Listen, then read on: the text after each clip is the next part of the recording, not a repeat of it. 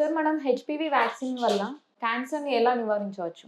Cervical cancer అనేది most preventable cancer in females. మనం చెప్పుకున్నట్టుగా unfortunately most of the cases are diagnose in advance stage. So cervical క్యాన్సర్కి చాలా కారణాలు ఉంటాయి, కానీ ఇందులో హ్యూమన్ ప్యాపిలోమా వైరల్ ఇన్ఫెక్షన్ అనేది చాలా కామన్. అంటే 80% of cancer cases are caused by HPV infection. ఇందులో కూడా 4 డిఫరెంట్ వేరియంట్స్ ఉంటాయి. అయితే ఈ సర్వైకల్ క్యాన్సర్ అనేది ఈ హెచ్పివి ఇన్ఫెక్షన్ రిపీటెడ్ డ్యామేజ్, అంటే మన సర్వైకల్ ఎపిథీలియం అంటే గర్భసంచి ముఖద్వారం ఒక ఎపిథీలియం మీద కంటిన్యూస్గా డ్యామేజ్, ఆ ఇన్ఫెక్షన్ వల్ల డ్యామేజ్ అవటం మూలంగా, ఆ వైరస్ డ్యామేజ్ చేయటం మూలంగా క్యాన్సర్ కింద మారటం జరుగుతూ ఉంటుంది.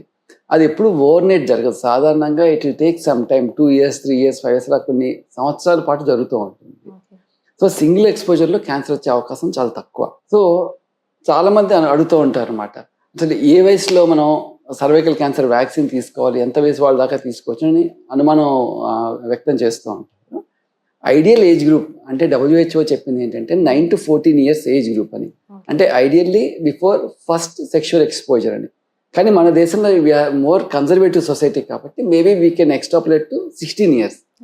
సో ఫస్ట్ 9 to 14 years దాకా ఇచ్చిన తర్వాత even after 15 years also till the age of 45 years మనం సర్వైకల్ క్యాన్సర్ వ్యాక్సిన్ ఇచ్చుకోవచ్చు.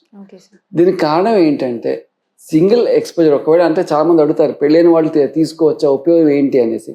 అంటే ఈవెన్ సింగిల్ ఎక్స్పోజర్ అయినా కూడా సర్వైకల్ క్యాన్సర్ వ్యాక్సిన్ ఇస్తే ఫ్యూచర్లో ఫర్దర్ డ్యామేజ్ జరగకుండా అవుతుంది. అలాగే ఇందాక చెప్పినట్టుగా హ్యూమన్ ప్యాపిలోమా వైరస్కి 4 డిఫరెంట్ వేరియంట్స్ ఉంటాయి. సో ఒక వేరియంట్కి ఎక్స్పోజ్ అయినా కూడా తక్కిన 3 వేరియంట్స్ నుంచి మనకి ప్రొటెక్షన్ లభిస్తుంది. సో ఖచ్చితంగా హెచ్పివి వ్యాక్సిన్ మూలంగా చాలా బెనిఫిట్ ఉంటుంది. ఖచ్చితంగా సర్వైకల్ క్యాన్సర్ని ప్రివెంట్ చేసుకోవచ్చు.